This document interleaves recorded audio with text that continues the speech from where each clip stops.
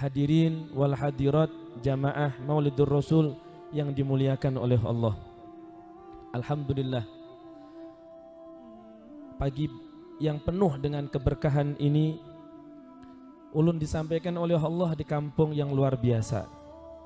Saya ingat perjalanan di pelosok daerah Kalteng. Luar biasa perjalanannya. Untung mobil saya masih kuat. Ini kalau mogok di tengah jalan repot. Tapi alhamdulillah, inilah perjuangan. Inilah silaturahmi.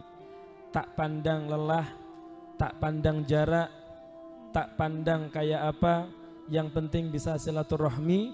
Dan silaturahmi buahnya adalah Allah panjangkan umur kita semuanya dalam keadaan sehat walafiat. Silaturahmi buahnya Allah mudahkan urusan rizki kita semuanya.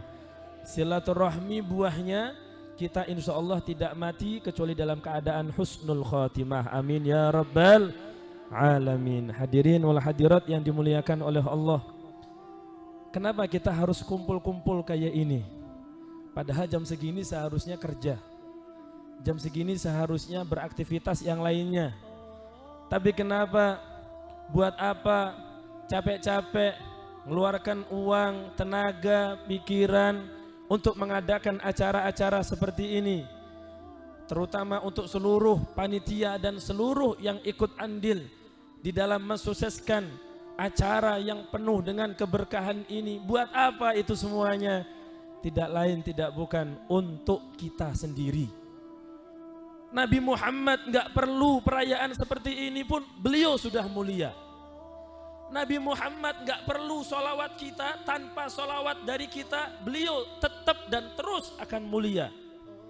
Tapi kita tidak akan bisa mulia kecuali kita sambung dengan orang yang paling mulia. Kita tidak akan mulia kecuali kita sambung sama orang yang paling istimewa. Kita akan mulia kalau kita sambung dengan Nabi paling luhur, paling mulia, yaitu Nabi besar Muhammad sallallahu alaihi wasallam. Karena satu-satunya orang yang bisa nolong kita nanti di akhirat itu adalah Nabi Muhammad. Kira-kira Bu, suami sampean bisa nggak nolong sampean nanti di akhirat? Ngomongnya semangat. Sama bapak-bapak, Pak, istri bisa nolong kita Pak nanti di hari kiamat? Gak bisa.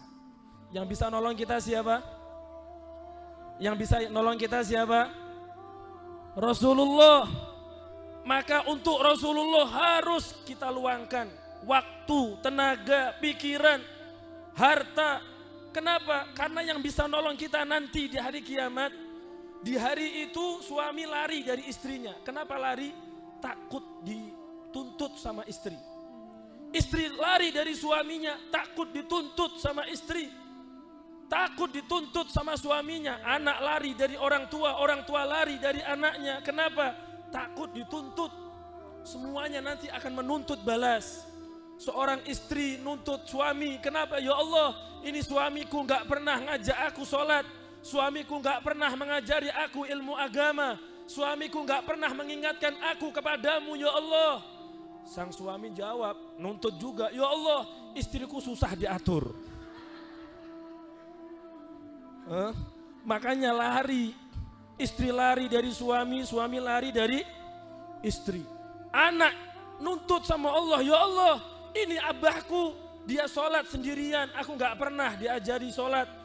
Dia ngaji sendirian, aku nggak pernah diajari ngaji. Masya Allah. Nuntut, akhirnya orang tua lari dari anak. Anak pun lari dari orang tua. Pada takut. Takut saat itu.